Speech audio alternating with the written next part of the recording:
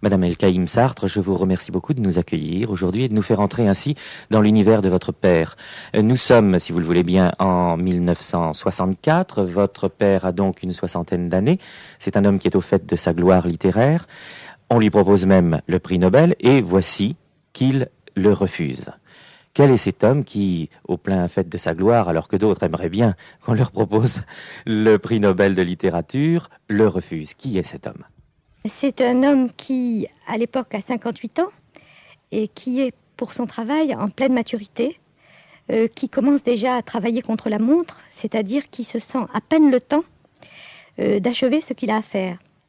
Il vient de terminer un grand livre de philosophie, qui est la critique de la raison dialectique, qui est avec l'être et le néant, ce sont ses deux œuvres de philosophie principales. Il commence déjà à penser à ce grand écrit sur Flaubert qui terminera dans les années 70. Et ce n'est donc pas au moment où il écrit les mots, un moment de pause, comme il y en a souvent pour les écrivains qui écrivent leur mémoire. Très souvent, il y a une espèce d'essoufflement de l'écrivain assez tard dans sa vie, quelquefois, et un besoin de retourner vers ce qu'il a été, de raconter son enfance ou de faire ses mémoires et de faire une sorte de bilan finalement de sa vie. Il arrive aussi que ce soit de jeunes écrivains qui transposent leur propre jeunesse dans leurs premiers livres. Et là, c'est pas du tout ça. Et même, c'est un petit peu étonnant parce qu'il a énormément de choses à faire, plus sa vie d'homme, de militant et de pamphlétaire. Et donc, c'est un moment un peu incongru pour écrire une enfance. C'était en fait un vrai besoin, une vraie urgence, au milieu de toutes ces urgences. Il fallait qu'il comprenne enfin ce qu'il y avait un peu de névrotique dans l'écriture. Cette écriture qui était une écriture presque bagne, c'est-à-dire absolument intense, qui lui prenait toutes ses journées, qui faisait qu'en fait sa vie privée ne comptait pas vraiment, et que sa vie privée était dans l'écriture, en fait. Et il a senti à un moment donné qu'après avoir tant réfléchi sur d'autres écrivains, comme il avait fait en 1947 Baudelaire, il avait aussi écrit sur Mallarmé, sa vie, son œuvre. Le Saint-Genès n'était pas loin non plus, il l'avait écrit dans les années 50. Lui, qui écrivait tant, il ne pouvait pas lui-même se passer de savoir pourquoi il écrivait et pour qui il écrivait. Comment se fait-il qu'il ait attendu si longtemps pour écrire ces mots qui justement éclairent, je pense, non seulement toute sa personnalité, mais toute son œuvre aussi?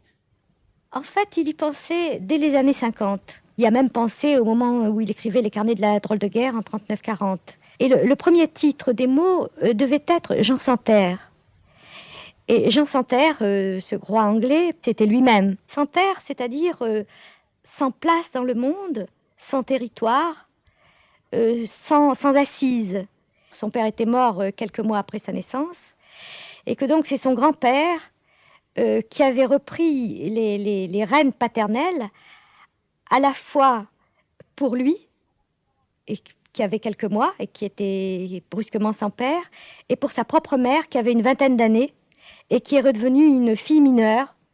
Donc il était en quelque sorte le poupon d'une jeune fille presque, d'une jeune veuve, très jeune, redevenue mineure, sous la tutelle paternelle. Les pères ont en général à la fois des projets pour leurs fils, leur indiquent leur place dans le monde. Il y a une espèce de place parmi les générations entre le grand-père, le père, etc. Et lui était une sorte d'appendice de sa mère, de poupon. Donc il a été à la fois particulièrement choyé et à la fois, comme il dit lui-même dans les mots, il était une sorte de petit caniche.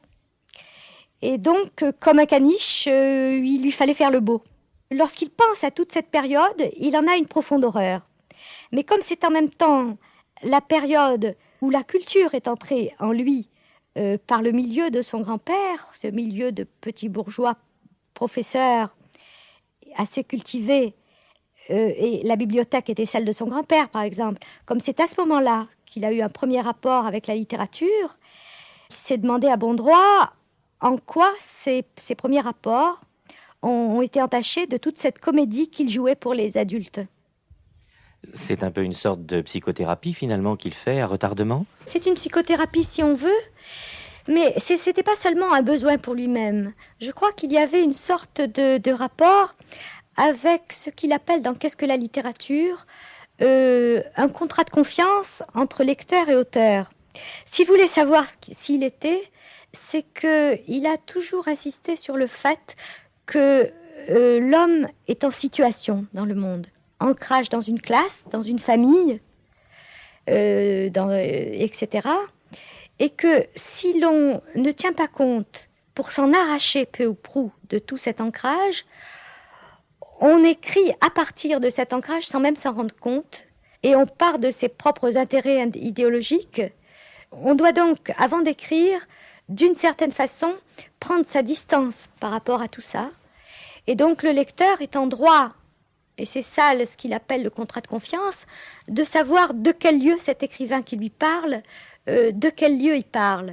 Ce lecteur qui va abandonner, en le lisant, ses propres préjugés de classe, de famille, etc., de déjà-pensée, pour être entraîné avec lui, soit dans sa pensée, soit dans sa littérature, il faut que lui aussi ait eu la générosité de découvrir tout ce qu'il est, même dans ce qu'il a eu de déplaisant. Dans ce sens-là, on dirait presque une démarche politique. D'une certaine façon, c'est une démarche politique. Vous avez employé le mot tout à l'heure de distance ou de distanciation, et de fait, en lisant ce livre, je remarque que votre père est perpétuellement en train de se regarder faire, il se regarde en faire, et il regarde celui qui regarde, c'est assez extraordinaire, c'est au 3e, 4e, 5e degré, un peu comme les miroirs qui se répondent, vous savez. Ça, il avait cet idéal de la transparence. Pour ce faire, il a utilisé beaucoup, je ne sais pas si vous êtes d'accord, l'ironie par rapport à cette enfance. C'est-à-dire qu'il ne veut à aucun moment être solidaire de cet enfant. Même s'il en a souffert, cette souffrance, il la traite avec ironie. Il se traite lui-même avec une ironie mordante, presque méchante, et une espèce de critique continuellement, pas seulement de ce qui l'entoure, mais de lui-même. Il veut absolument se débarrasser de cet enfant dont il sait ou il soupçonne qu'à l'époque de sa vie où il écrit, c'est-à-dire après 50 ans, il n'est pas totalement débarrassé. Parce que il a gardé de cette enfance et de cette adolescence petite bourgeoise cette espèce de mythe des belles lettres, c'est-à-dire la littérature en tant que sacrée. Écrire à tout prix, c'est continuer cette manière d'écrire qu'il a eue dès sa petite enfance, c'est-à-dire écrire sous les yeux de son grand-père, faire la comédie du petit génie, etc.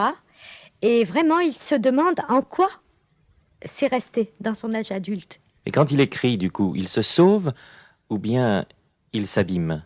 Jusque-là, lui semble-t-il, il écrit pour son salut. L'écriture, en tant que sacrée, remplace un peu le religieux. Elle casse ce qu'il appelle sa contingence et il devient essentiel pour les autres hommes. Cette idée, cette manière d'être, il voudrait tout de même s'en débarrasser parce que il pense qu'on ne peut pas comme ça se sauver tout seul, que se sauver tout seul, ça veut strictement rien dire d'ailleurs, si on ne sauve pas l'humanité avec soi. Et c'est donc un autre écueil parce que ça devient un peu grandiose. Écrire, on ne sauve pas le monde en écrivant. Et à partir de 64, il y a un virage? Eh bien, je pense pas qu'il y ait vraiment un virage. Je pense peut-être qu'il a écrit peut-être avec plus de sérénité. Dans cette œuvre, il essaye de s'arracher au mythe des belles lettres, mais paradoxalement, il reprend la plume de la façon littéraire, c'est-à-dire qu'il cherche la vérité à travers la beauté, comme beaucoup de littérateurs.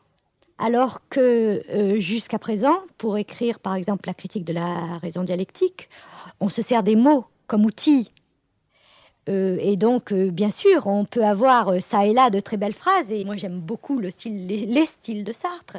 Mais là, particulièrement, il pourchasse le mythe des belles lettres, et à la fois, il renoue avec la grande littérature. Il faut qu'il mène jusqu'au bout cette contradiction, ne pas se laisser avoir part la belle littérature, la littérature dont on s'enchante, qui vous glorifie, que les gens admirent, etc. Alors que ce qu'on veut, c'est changer le monde par la vérité. Et d'autre part, ce goût du beau, de l'éternel, qui continue à vivre en lui.